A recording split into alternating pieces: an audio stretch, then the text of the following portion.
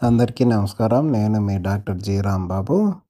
ఈరోజు హ్మ్, ఒక రైతు దూడ ఈనట్లేదని మనకు చెప్పడం జరిగింది. సో, అక్కడికి పోయి చూసిన తర్వాత మనకు అది తొలి చూరు ప్రెగ్నెంట్ యానిమల్. సో, మనకేందంటే వెనక కాళ్ళు ముందుగా ఉండడం మనము గమనించాము.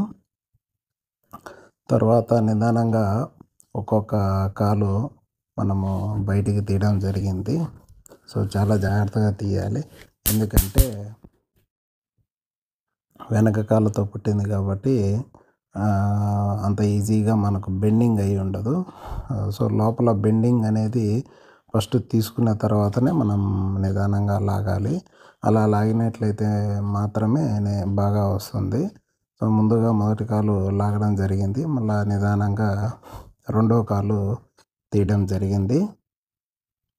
సో, తర్వాత ఈజీగా మనకి 2 కాళ్ళు పట్టుకొని లాగినట్లయితే దూడ కూడా మనకు వచ్చేసింది.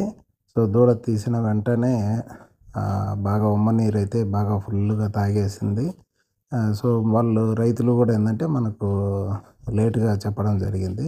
సో, ఆడికి మనము ఆ దూడను వచ్చేసి వెల్లకిందులా తిప్పి బాగా ఊపడం జరిగింది. ఎందుకంటే ఉమ్మనీరు మొత్తము బయటికి తీసేయడము.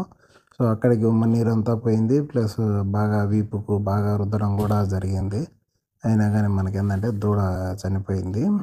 సో, ఏదైనా రైతులు ఒకవేళ మనకు పశువు ఈనట్లేదంటే దగ్గరుండే పశు వైద్య దగ్గరికి ఖచ్చితంగా త్వరగా ఇన్ఫార్మ్ చేయాలి. లేదంటే అక్కడ దగ్గరలో ఎవరుండే పశు వైద్య సహాయకుల అవసరమైన మనం తప్పకుండా తీసుకోవాలి.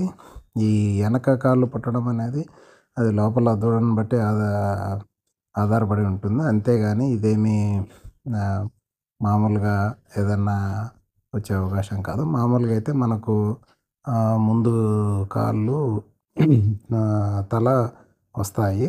కానీ ఈ విధమైన ప్రెజెంటేషన్ వచ్చినా కానీ చాలాసార్లు బతుకుతాయి. కానీ కాళ్ళు మడతబడి ఉంటే మటుకు బయటికి రాగలేక చనిపోవడం అనేది కూడా జరుగుతూ ఉంటాము. సో, ఏదైనా ఇట్లా మీకు అనిపించినట్లయితే పశు వైద్యాధికారిని వెంటనే ఫోన్ ద్వారానైనా సంప్రదించి సలహా తీసుకొని నివృత్తి చేసుకోగలరు. ధన్యవాదాలు.